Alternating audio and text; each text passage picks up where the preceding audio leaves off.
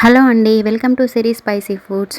మీకు జ్యూసీగా స్వీట్ తినాలనిపించినప్పుడైతే అప్పటికప్పుడు మనం ఇలా ప్రిపేర్ చేసుకోవచ్చు. చాలా ఈజీ మెథడ్లో మీకు చూపిస్తున్నాను. మనకి మంచి స్వీట్ రెసిపీ తినాలనిపించినప్పుడైతే ఇలా ఈజీగా ఇంట్లోనే చేసేయండి. తప్పకుండా చాలా బాగుంటుంది. మీరు కూడా ఒకసారి ట్రై చేయండి. ఈ స్వీట్ రెసిపీ కోసం అయితే ఈ బ్రెడ్లను యూజ్ చేస్తున్నానండి. మనం ఈ షేప్ బ్రెడ్లను అయితే తీసుకోవాలి. ఒక 5 బ్రెడ్లతో నేను ఈ స్వీట్ని అయితే రెడీ చేస్తున్నాను అనమాట.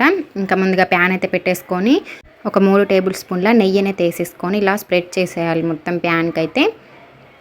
చూడండి, మనం ఇప్పుడైతే ఒక ఎన్ని పడితే అన్ని బ్రెడ్లను అయితే మనం వీటిలో ఫ్రై చేసుకోవాలన్నమాట. నాకు ఒక 4 బ్రెడ్స్ అయితే దీనిపైన పడినాయి. ఇంకా 3 టేబుల్ స్పూన్ నెయ్యి అయితే మనకి కరెక్ట్గా సరిపోతుంది. ఈ 4 బ్రెడ్లని ఇలా బాగా ఫ్రై చేసుకోవాలి.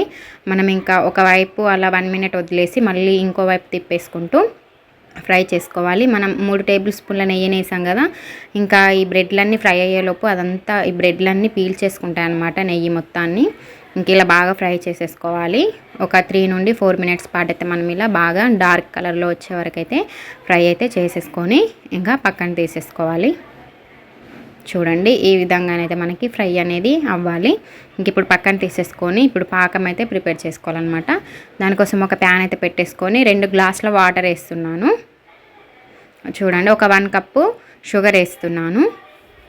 మనకి మీరైతే దీనికి కొలత అనేది ఏముండదు. మనం ఫ్రై బ్రెడ్స్ తీసుకుంటున్నాం కాబట్టి ఇంకా మీ స్వీట్నెస్కి తగ్గట్టు అయితే మీరు షుగర్ని తీసుకోవచ్చు. చూడండి, ఇలా బాగా సేపు అయితే మనం షుగర్ వాటర్ని అయితే బాగా మసిలించుకోవాలి.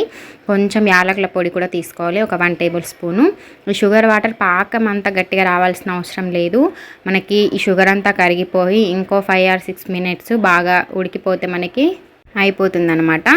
చూడండి, ఈ యాలకుల పొడి వేసిన తర్వాత కూడా ఇంకొక 1 మినిట్ అలా ఉంచేసుకొని ఇంకా ఫ్రై చేసి పెట్టుకున్న బ్రెడ్లను అయితే ఇందులో వేసేసుకోవాలి.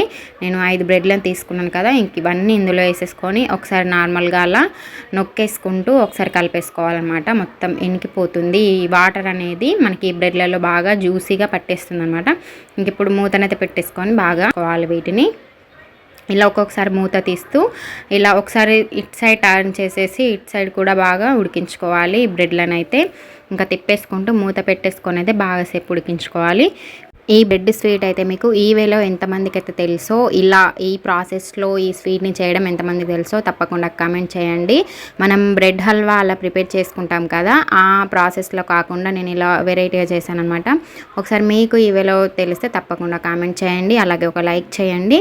ఇంకా మూత పెట్టేస్తూ అయితే మనం ఒక 5 మినిట్స్ ఉడికించుకున్న తర్వాత స్టవ్ అనేది ఆఫ్ చేసేసుకొని ఒక 10 మినిట్స్ వదిలేయాలన్నమాట. అందులో ఒక 10 మినిట్స్ తర్వాత మనకి ఇలా రెడీ అయిపోతుందన్నమాట. ఇంకా పక్కకు తీసేసుకొని ఇంకా సర్వ్ చేసుకొని తినడమే చాలా బాగుంటుందండి.